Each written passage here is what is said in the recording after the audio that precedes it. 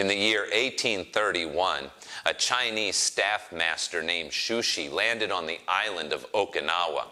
There he taught his staff fighting and is still practiced today in the art of kobudo in a form called Shushi No Kon, or Mr. Shushi's staff fighting techniques.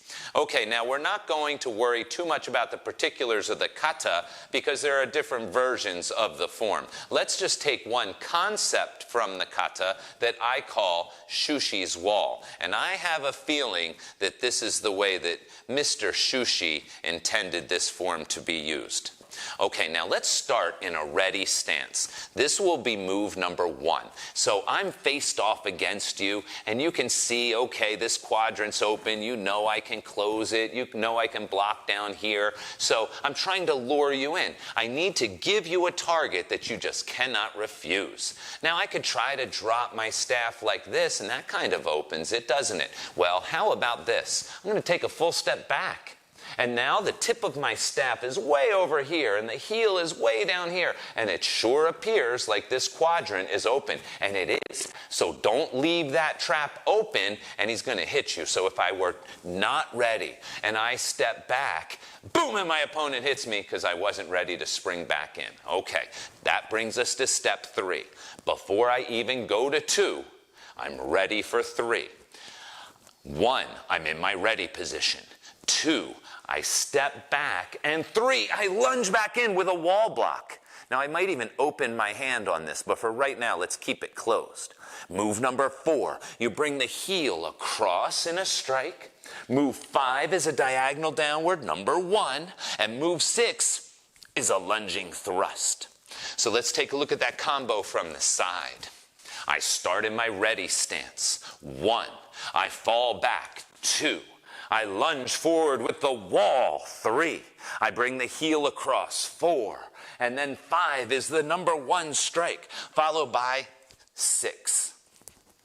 I'll do one more time at speed. 1, 2, 3, 4, 5, 6. Practice the combination over and over before you try to do the applications with your partner. Now let's take a look at the applications for these moves. I'm standing across from my opponent in a ready position, and I've given him pretty good bait just by standing here, leaving that left-hand quadrant open, but he's not taking it. I'm like, oh, come on, take the bait so that I can come in and do my moves.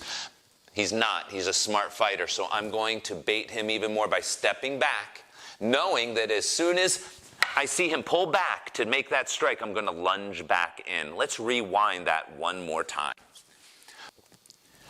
So before I even step back, as soon as I see the tip of that staff move, I'm going to lunge back in. So now I'm ready. I step back and I see the tip move, so I lunge back in. Notice how I open my hand because I have a pretty good chance of him hitting it otherwise. In fact, I'm almost aiming for his staff with my hand, which gives me a really strong block. And now I'm going to use his energy before he can even pull back to bring the heel right across the point of his jaw. And then I drop the heel inside of his hand here, and I pull down for a disarm as I strike into the pocket of the neck.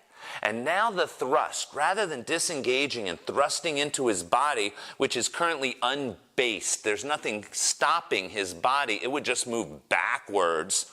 Instead, I'm going to slide my foot in, I'm going to step on top of his foot so that he can't take a step back. And now I'm going to use my staff to simply push his shoulders about 2 inches past his center.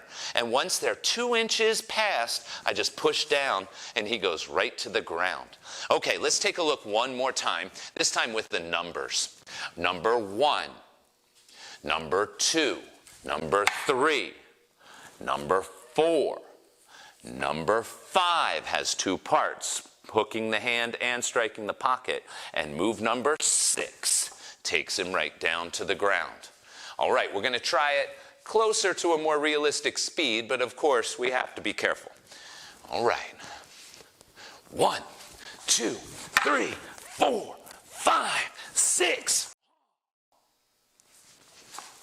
Shushi's wall. It's worth practicing and adding to your staff fighting arsenal.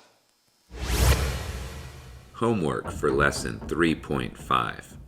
Practice the Shushi's wall combination. Solo until you have the pattern down, and then with a partner to practice the applications. As you practice Shushi's wall, remember, prepare yourself before you set your trap. If you're not ready to move back in on move number 3, you're gonna get hit on move number 2. And when practicing with a partner, remember to always maintain good control.